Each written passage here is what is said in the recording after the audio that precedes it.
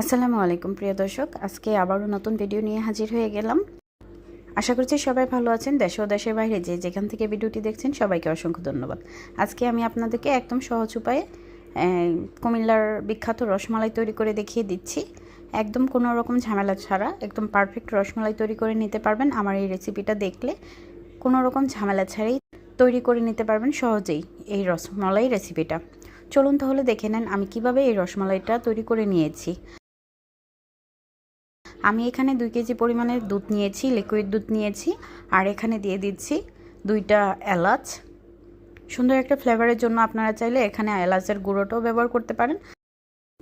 আমি বেশ কিছুক্ষণ জাল করে নিয়েছি দুধটা, একদম গাঢ় গাঢ় করে জাল করে নিয়েছি। এখানে আমি এখানে ছানা তৈরি করার জন্য জাল করে নিচ্ছি।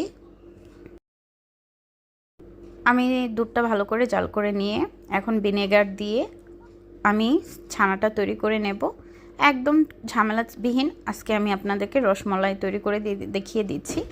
কুমিল্লার বিখ্যাত রসমালাই মাতৃভান্ডারের একটা রসমালাই আছে, খুবই টেস্ট খেতে, একদম হুবহু ওরকম রসমালাই তৈরি করে নিতে পারবেন আমার এই রেসিপিটা দেখলে।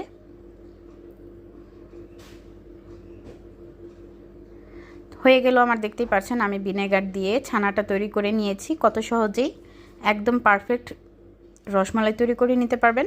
বাসায় ভিনেগার না থাকলেও লেবুর রস দিয়ে এভাবে করে ছানা তৈরি করে নিতে পারবেন একই প্রসেসে। আর এখন আমি ছেঁকে নিয়েছি, ছেঁকে নিয়ে দেখতে পাচ্ছেন স্প্যাচুলা দিয়ে চাপে চেপে আমি পানিটা ঝরিয়ে নিয়েছি। আর এই পর্যায়ে হাত দিয়ে ভালো করে মেশ করে নিচ্ছি। একদম হাত দিয়ে ভালো করে মেখে নিয়েছি। আর এখন দিয়ে দিচ্ছি পরিমাণ মতো চিনি, মিষ্টির জন্য পরিমাণ মতো চিনি দিয়ে দিচ্ছি। আর পরিমাণ মতো দিয়ে দিচ্ছি এখানে গুঁড়া দুধ, আর এখানে দিয়ে দিচ্ছি মেজারমেন্ট কাপের হাফ কাপ ময়দা, আর টেস্ট অনুযায়ী একটু লবণ দিয়ে দিচ্ছি। আপনারা চাইলে এই লবণটা স্কিপ করতে পারেন। এখন শুকনো উপকরণগুলো ভালো করে আমি একসাথে মেখে নিচ্ছি। আমি কিন্তু এখানে বেকিং পাউডার দিয়ে দেব, একদম হাফ চামচ বেকিং পাউডার দিয়ে দিচ্ছি। একদম সহজ উপায়ে আজকে আমি একদম রসমালাইয়ের যে ছানাটা ওইটা তৈরি করে দেখিয়ে দিচ্ছি। এখন শুকনো উপকরণগুলো ভালো করে মেখে নিয়েছি। আর এদিক দিয়ে আমি শিরাটাও তৈরি করে নিয়েছি চুলায় জাল করে। আর এখন মিষ্টির জন্য তৈরি করে নিচ্ছি শিরা। তার জন্য দিয়ে দিচ্ছি আমি শিরার জন্য 1 কাপ চিনি দিয়েছি আর 2 কাপ পানি দিয়েছি। এখন আমি ঢাকনা দিয়ে ভালো করে জাল করে নেব। বলক চলে আসার পর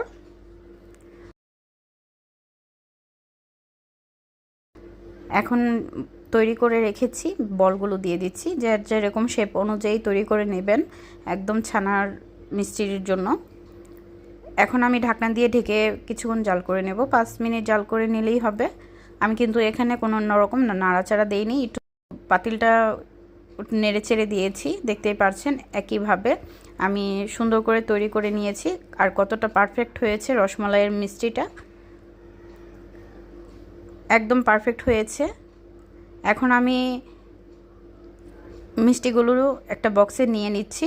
আর এখানে মালাইটা জাল করে নিয়েছি, মালাইটা অফ স্ক্রিনে জাল করে নিয়েছি, নয়তো ভিডিওটা অনেক বড় হয়ে যেত।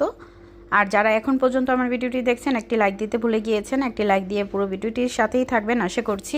আর যারা নতুন আমার ভিডিওটি দেখছেন তারা চ্যানেলটি সাবস্ক্রাইব করে পাশেই থেকে যাবেন। আর আমার রসমালাইয়ের রেসিপিটা আপনাদের কাছে কেমন লেগেছে কমেন্টে জানিয়ে যাবেন। ভালো লেগে থাকলে লাইক কমেন্ট শেয়ার করে পাশে থাকবেন। চ্যানেলে নতুন হয়ে থাকলে চ্যানেলটি সাবস্ক্রাইব করে পাশে থাকবেন।